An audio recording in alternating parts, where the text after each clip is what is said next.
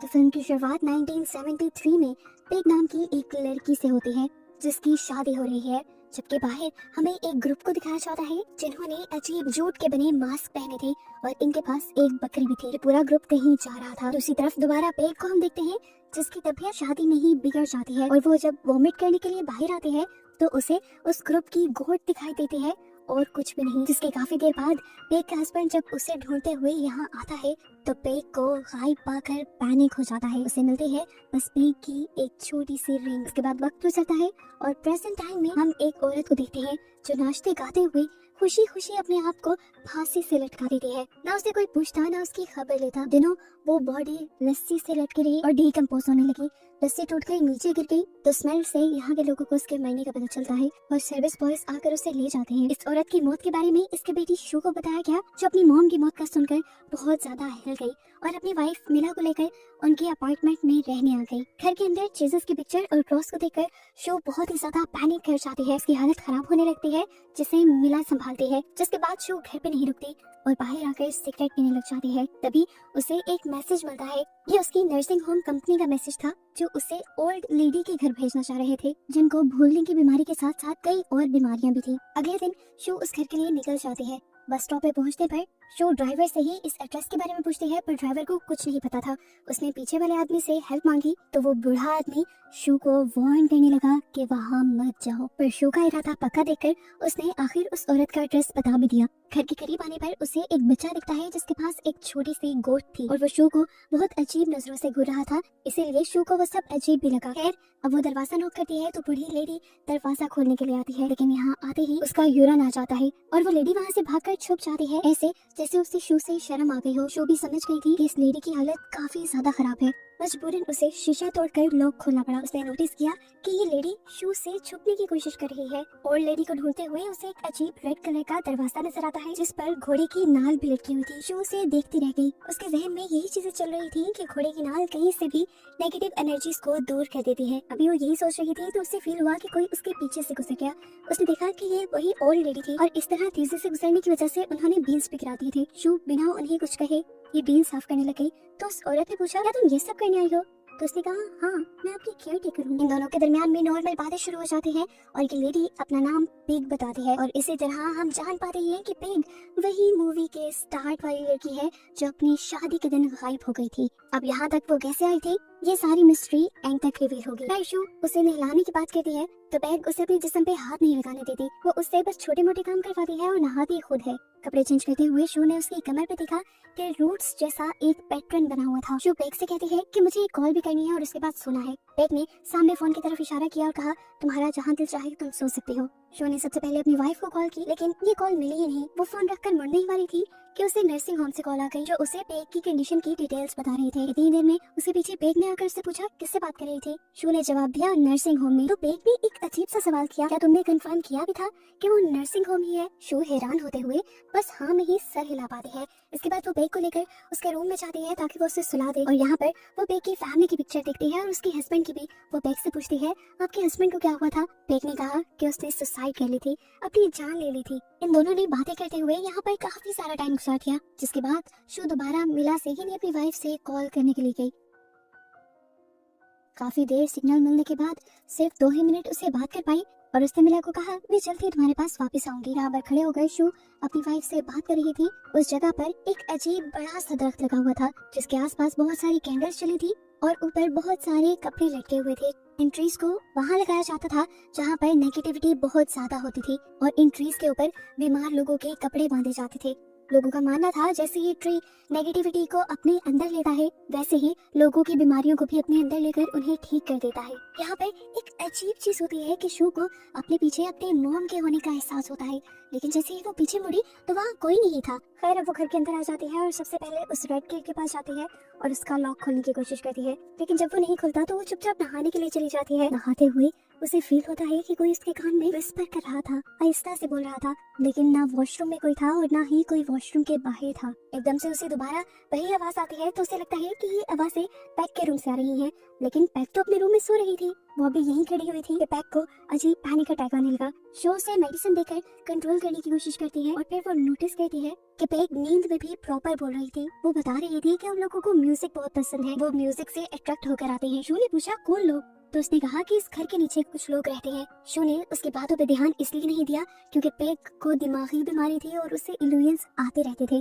Show को लगता है कि शायद ये पेक की कोई सोच है। अगले दिन शो घर के लिए ग्रोसरीज करने जाती है तो वहाँ के लोग पेक के बारे में उससे पूछते भी है और उसका मजाक भी उड़ाते हैं और ये चीज शो को पसंद नहीं आती। लोकल्स ने बताया था कि पेक किसी के भी साथ ठीक से नहीं सलूक करती थी। वापस आते हुए शो को एक लड़की कंपनी देती है जिसने उसे बताया कि पेक काफी साल मेंटल असाइलम में रहकर आई है। रात होने पर दोबारा शो उसी लाल रूम में जाने का फैसला करती है और इस मर्तबा वो दरवाजा खुल भी जाता है। अंदर जाने पर वो मास्क पहने अजीब से लोगों को देखती है और साथ ही उसे बाथटब में अपनी मरी हुई मॉम भी नजर आती है। शो जल्दी से करीब जाकर अपनी मॉम का हैंड पकड़ लेती है और तभी उसकी मॉम की आंखें खुल जाती हैं। शो डर से चिल्लाने लगती है और हम देखते हैं कि मिला यानी उसकी वाइफ यहाँ उसे देखकर हंस रही थी और तभी उसकी आंख खुल गई और हमें पता चला कि ये सब उसका एक डरावना ख्वाब था। ख्वाब से उठने के बाद वो बैग को चेक करने के लिए जाती है जो आराम से सो रही थी, लेकिन शो के कमरे में आते ही वो अजीबोगरीब बातें बोलने लगी कि अगर शो ने अपना ध्यान नहीं रखा तो वो पैक के साथ साथ शो को भी ले जाएंगे।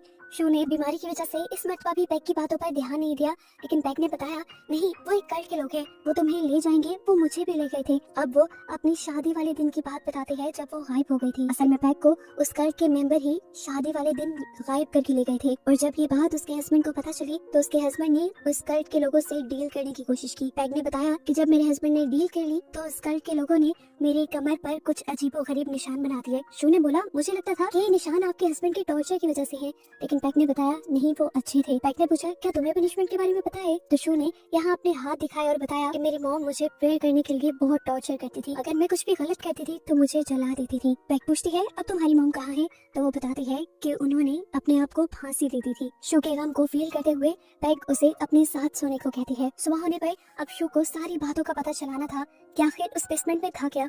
उसने बेसमेंट की चाबी ढूंढकर उस रेड डोर को खोल लिया। नीचे गई तो वहाँ ज्यादा कुछ नहीं था, एक स्टोर रूम ही था जहाँ उसे एक एल्बम मिला जो पैक की शादी का था। उसमें पैक के साथ पैक के हस्बैंड भी थे और इसी एल्बम में बहुत सी न्यूज़पेपर की कटिंग्स भी लगी हुई थी जिसमें साफ साफ लिखा था कि पैक अपनी शादी के दिन गायब हो गई थी और जब वो वापस लौटी तो फौरन ही उसके हस्बैंड की डेथ हो गई। लोगों का मानना था कि उसके हस्बैंड की जान पैक ने खुद ली होगी, इसीलिए उसे मेंटल असाइलम भी काफी साल रहना पड़ा। ये सारी चीजें पढ़ते हुए अचानक स्टोर की लाइट पे फ्लिकर होने लगी थी और वो जब डर कर यहाँ से बाहर निकलने की कोशिश करती है तो सामने का दरवाजा भी बंद हो जाता है और उससे अपने पीछे अपनी मॉम की प्रेजेंस फील होती है। डर कर वो चिल्लाने लगते हैं और साथ ही साथ दरवाजा खोलने की कोशिश भी करती रहती है।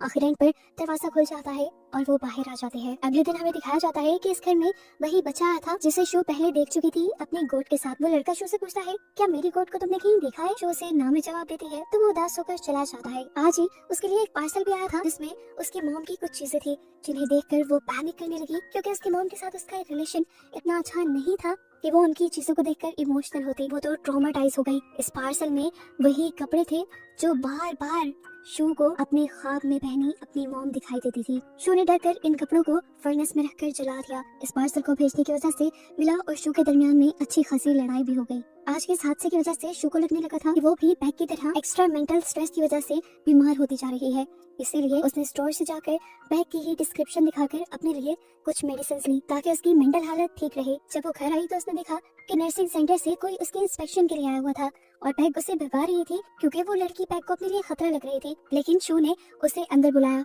पैक दरवाजा नहीं खोल रही थी तो शो स्पेयर चाबी लेने के लिए गई और पीछे से हमने देखा कि वो लड़की वाकई ही अजीब थी। वो दरवाजे के साथ चिपक कर उसे सुनने लगी और जब तक शो ने यहाँ आकर दरवाजा खोला तो वो औरत गायब हो गई और इस चीज ने तो शो को भी हैरान परेशान कर दिया। अब तो शो को समझता था कि आखिर यहाँ पे चल क्या रहा है। वो जल्दी से स्टोर रूम में जाती है और हिम्मत करते हुए पैक का वो एल्बम ले आती है जिसमें पैक की सारी स्टोरी थी। एक और अजीब चीज शो यहाँ ये देखती है कि जहाँ पर इन न्यूज़पेपर्स की बहुत सारी कटिंग थी उन्हीं कटिंग्स के अंदर शो की मॉम की भी सुसाइड की न्यूज थी। ये देखकर शो सोचने लगी कि आखिर पैक और मेरी मॉम का क्या ताल्लुक है। अभी वो ये सब सोच ही रही थी कि उसने देखा कि बेसमेंट का वो रेड दरवाजा बार बार खुलने लगा था। डरकर वो उसे बार बार बंद कर रही थी पर अब ये दरवाजा बंद नहीं हो रहा था। इतनी देर में पैक भी उसके पीछे आ गई और उसने शो से कहा मैं जान गई हूँ कि तुम नीचे बेसमेंट में गई थी। अब बेहतर यही होगा कि तुम कल के कल यहाँ से वापस चले जाओ। शो भी अब और यहाँ रुकना नहीं चाहती थी। वो घर जाने के लिए निकली तो ग्रोसरी स्टोर से उसे पता चला कि आज तो कोई बस जाएगी नहीं, इसीलिए मजबूरन उसे दोबारा पैक के घर आना पड़ा। पीछे पैक शो का वो कार्टन देख रही थी जो मिला ने उसके लिए भेजा था। उसके अंदर शो की मोम की बहुत सी पिक्चर्स थी जिन्हें देखकर पैक हैरान हो गई और यहाँ पर रिवील हुआ कि असल में शो की मोम पैक की बेटी थी। आसान लफ्जों में कहें तो शो पैक की ग्रैंड डॉटर थी। ये जानकर पैक भी हैरान हुई। दूसरी तरफ शो जब जंगल के रास्ते से होते हुए पैक के घर पे आ रही थी तो उसे रास्ते में उस बच्चे की बकरी भी मिल गई। उसने सोचा भी कि वो इसे साथ ले जाती है, पर फिर इग्नोर करके घर आ गई। और घर आते ही पैक ने उससे सवाल किया कि तुम्हारी मॉम के दोनों पाँव खराब थे। वो हैरान होकर पूछती है आपको कैसे पता, मैंने तो ये बात आपको कभी नहीं बताई। तो पैक उसे बता देती है मुझे ये सब इसलिए पता है क्योंकि मैं तुम्हारी ग्रैंड माँ हूँ। तुम्हारी माँ मेरी बेटी थी, मैंने उसे सालों पहले ही अपने से दूर भेज दिया था। शो सवाल करती है आपने ऐसा क्यों किया। तब पैग ने रिवील किया कि असल में मेरे हस्बैंड ने उन कल्ट के लोगों के साथ एक डील की थी कि अगर वो मुझे जिंदा छोड़ देते हैं तो जो भी हमारा पहला बेटा या बेटी पैदा होगा उसे हम कल्ट वालों को दे देंगे। लेकिन फिर मेरे अंदर इतना हौसला नहीं बना कि मैं कल्ट को अपनी एक बच्ची दे दूं, इसलिए मैंने उसे अपने से दूर कर दिया और कल्ट का प्रॉमिस तोड़ दिया। कल्ट के लोग कोई आम नहीं थे, उनकी ताकतें और नेगेटिविटी बहुत ज्यादा है। शो की मॉम के यहाँ से बहुत दूर चले जाने के बावजूद भी कल्ट की नेगेटिव एनर्जी उनके ऊपर रही, जिसकी वजह से उन्होंने अपनी जान ही ले ली। शो को पहली मर्तबा पिग की इन बातों पे यकीन आ रहा था। वो पूछती है आखिर वो कल्ट है कैसा। तो पिग ने बताया कि वो एक डिमोनिक कल्ट है, शैतान की पूजा करने वालों का कल्ट। इनकी बातों के दौरान अब इनके घर का दरवाजा नॉक होता है और शू जब देखने जाती है तो ये वही लेडी थी जो पहले भी इनके घर आकर गायब हुई थी। शू ने दरवाजा जब नहीं खोला तो वो लेडी अजीब से अंदाज में विस्पर करने लगी कि मैं तुम्हें काट दूंगी, मैं तुम्हें काट दूंगी। उसकी इस हरकत से शो को समझ आ गया था कि ये औरत भी एक कल्ट की ही मेंबर है। घबराई हुई शो जब अंदर आई तो उसने जाकर देखा कि पेग यानी उसकी ग्रैंड माँ अब उस बेसमेंट के दरवाजे पे खड़ी थी और वहाँ जाकर वो गाना गाने लगी। शू ने पूछा भी क्या कर रही हैं, तो पैग ने बताया कि मैं उन लोगों को बुला रही हूँ। कहते ही बेसमेंट का दरवाजा बंद हो जाता है। शू ने इसे खोलने की भी काफी कोशिश की लेकिन वो दरवाजा नहीं खुला और जब काफी टाइम बाद वो दरवाजा खुला तो उसमें से पेग जख्मी हालत में बाहर निकली। पेग ने शू को बताया कि मेरे वादा तोड़ने की वजह से अब वो तुम्हें लेकर जाना चाहते थे, लेकिन मैं तुम्हारी जान गंवाना नहीं चाहती थी, इसलिए तुम्हारी जगह मैंने अपना सेक्रीफाइस, अपनी बलि देने का फैसला किया। लेकिन उन लोगों ने मुझे अब एक्सेप्ट नहीं किया। वो अब तुम्हारी ही बलि चाहते हैं क्योंकि तुम मेरी वारिस हो और मेरे हस्बैंड की डील के मुताबिक मुझे मेरी बेटी या वारिस को ही उन कल्ट को देना था। शू बहुत ज्यादा डर गई थी, पैनिक हो गई थी। पेग की हालत को देखते हुए वो फैसला करती है कि बाहर से किसी को मदद के लिए बुलाकर लाई थी, लेकिन पूरा टाउन खाली था और जो लोग अपने घरों के अंदर भी थे उन्होंने अपने घरों और खिड़कियों को लॉक किया हुआ था क्योंकि आज कोई अजीब सा फेस्टिवल था वहाँ पर। इतनी देर में शू को अपने पीछे एक अजीब सा मास्क पहना डरावना आदमी दिखाई देता है जो ड्रम बजा रहा था और उसके साथ दो अजीब से हुलिये वाले और लोग भी थे। ये दोनों लाल कलर के गट्टों में थे। कुछ ही देर में यहाँ पर जूट का मास्क पहने बहुत से कल्ट के लोग भी आ जाते हैं जिन्हें हमने मूवी के स्टार्ट में पैग की शादी से पहले देखा था। यह देखकर शू डर कर अपने घर वापस चली जाती है। उस कल्ट के लोग अब इनके दरवाजे पे आकर जोर जोर से इनका दरवाजा भी नॉक करने लगे थे। डरी हुई शू को अब सामने शीशे में जीसस क्राइस्ट की पिक्चर नजर आने लगती है और साथ ही वो छोटा सा रेड क्रॉस भी, जिसे देखकर उसे अपने पास्ट के ट्रॉमा याद आने लगते हैं। फौरन उसे अपनी मरी हुई मॉम दिखाई देती है और जैसे उसका दिमाग इन चीजों में खो सा जाता है वो चाकू उठाती है अपने आप को मारने के लिए, लेकिन उससे ही पहले पीछे से पिग एक चाकू उठाकर अपने आप को स्टैब कर लेती है, इसलिए ताकि शू की जान बचाए। उसकी इस हरकत से शू को होश आ गया था और अब वो बहुत ज्यादा उदास थी कि क्यों उसकी वजह से उसकी ग्रैंड माँ चली गई। दरवाजा अभी भी नॉक हो रहा था और उसे बाहर से अपनी वाइफ मिला की आवाज आ रही थी। उसे लगा कि कल्ट के लोग उसे मैनिपुलेट करने की कोशिश कर रही हैं, इसलिए उसने दरवाजा नहीं खोला और जब वो सारी आवाजें बंद हो गई तो घंटों बाद उसने जाकर दरवाजा खोला तो उसने देखा कि उसकी वाइफ की रिंग उसके स्टेयर केस पे थी। यानी सच में उसकी वाइफ यहाँ आई थी और उसकी रिंग यहाँ पर देखकर वो समझ गई कि जरूर ये लोग उसकी वाइफ मिला को यहाँ से ले गए हैं। जब वो कल्ट के लोग किसी लेडी को यहाँ से लेकर जाते हैं तो उसकी रिंग यहीं छोड़ देते हैं। अब वो हार नहीं मान सकती थी अपनी वाइफ के लिए, उसने उस कल्ट के लोगों का सामना करने का फैसला किया। इस मरतबा वो घर के अंदर गई तो उसे एक वेडिंग ड्रेस दिखा जिसे उसने पहन लिया और अपनी वेडिंग रिंग उतार दी। बेसमेंट का जब दरवाजा खोला तो आज बेसमेंट का हुलिया ही बदला हुआ था। वहाँ भी कोई स्टोर रूम नहीं बल्कि एक अलग ही दुनिया थी। ये कोई दूसरी दुनिया लग रही थी। यहाँ के लोग उसके यहाँ आते ही पहले उसके सर पे क्राउन पहना देते हैं और फिर उसके सामने एक अजीब बकरी के सींगों वाला आदमी आता है। यही वो डीमन था जिसकी ये कल्ट पूजा किया करते थे। इस डीमन को देखते ही शू की आंखों से खून बहने लगता है। अगले ही सीन में हम मिला को यानी शू की वाइफ को उस रेड डोर के बाहर बैठा हुआ देखते हैं, जो रो रो कर गिड़गिड़ा कर अपनी वाइफ को वापस मांग रही थी। मतलब कि कल्ट वालों ने मिला को किडनैप नहीं किया था, सिर्फ अपने शिकार यानी शू को पकड़ने के लिए ही ये सारा ड्रामा कल्ट वालों ने रचा था। और बस यही सब दिखाते हुए ये मूवी यहाँ खत्म हो जाती है।